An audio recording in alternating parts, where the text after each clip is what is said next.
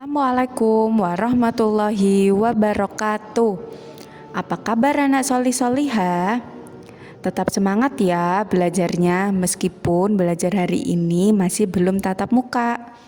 Materi hari ini adalah perkembangbiakan hewan secara generatif. Silahkan diperhatikan agar kalian dapat memahaminya. Perkembangbiakan hewan secara generatif. Berkembang biak merupakan salah satu ciri makhluk hidup. Berkembang biak berarti bertambah banyak. Makhluk hidup berkembang biak untuk melestarikan jenisnya agar tidak punah. Secara umum, perkembangbiakan hewan dilakukan secara kawin atau generatif dan tidak kawin atau vegetatif. Perkembangbiakan secara kawin didahului dengan proses pembuahan.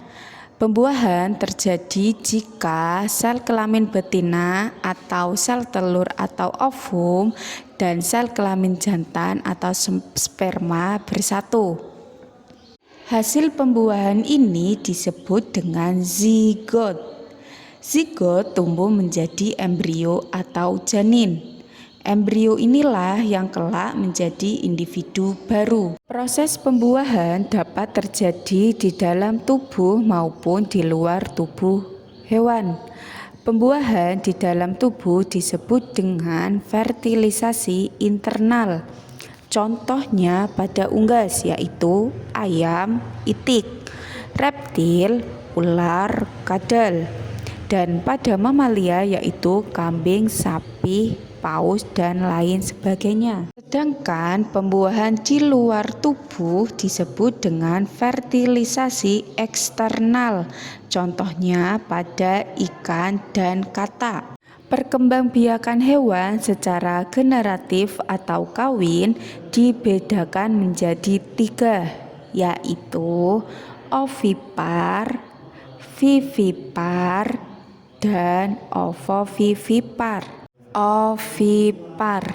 Ovipar adalah perkembangbiakan hewan dengan cara bertelur. Pada ovipar, telur diletakkan di luar tubuh induk betina. Dengan demikian, pertumbuhan dan perkembangan embrio terjadi di luar tubuh induknya. Embrio dibungkus dan dilindungi oleh cangkang.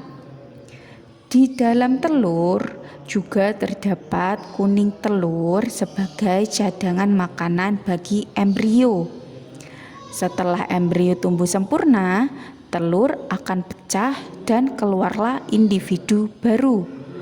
Proses ini disebut dengan menetas. Janin tumbuh relatif cepat. Ciri-ciri hewan ovipar yaitu tidak mempunyai daun telinga. Yang kedua, tidak mempunyai kelenjar susu.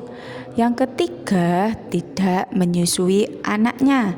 Yang keempat, umumnya mengerami telur hingga menetas.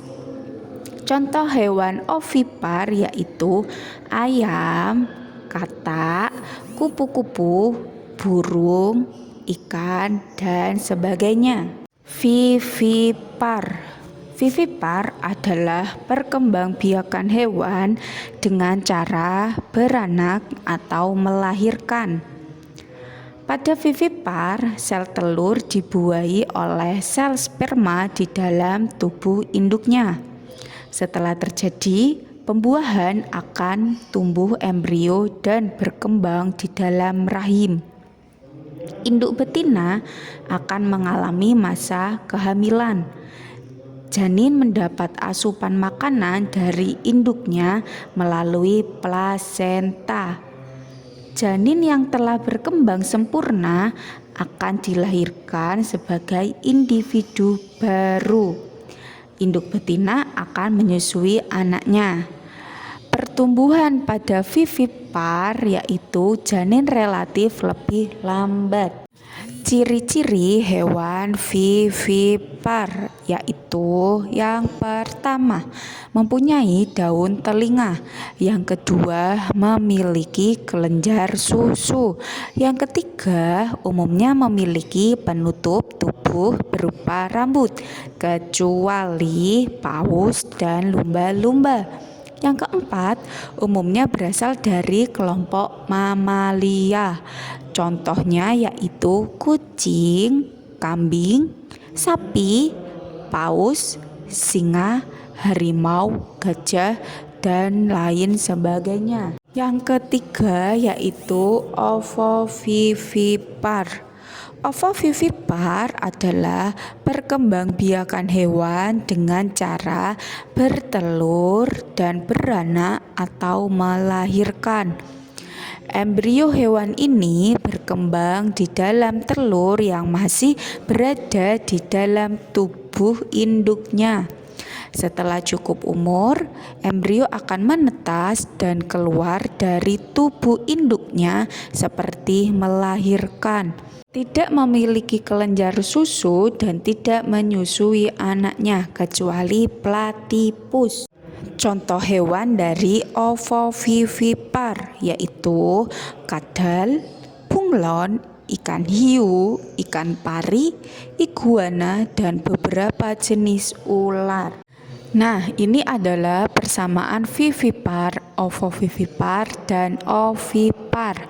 Yang pertama, pembuahan membutuhkan induk jantan dan betina. Yang kedua, perkembangbiakan menghasilkan individu baru. Yang ketiga, perkembangbiakan secara kawin, yakni melibatkan pertemuan dua sel, yaitu jantan dan betina. Yang keempat, sifat individu baru atau turunan sama dengan induknya. Berikut ini tugas untuk kalian, silakan disimak kemudian dikerjakan.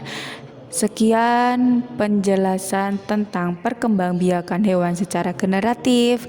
Terima kasih. Wassalamualaikum warahmatullahi wabarakatuh.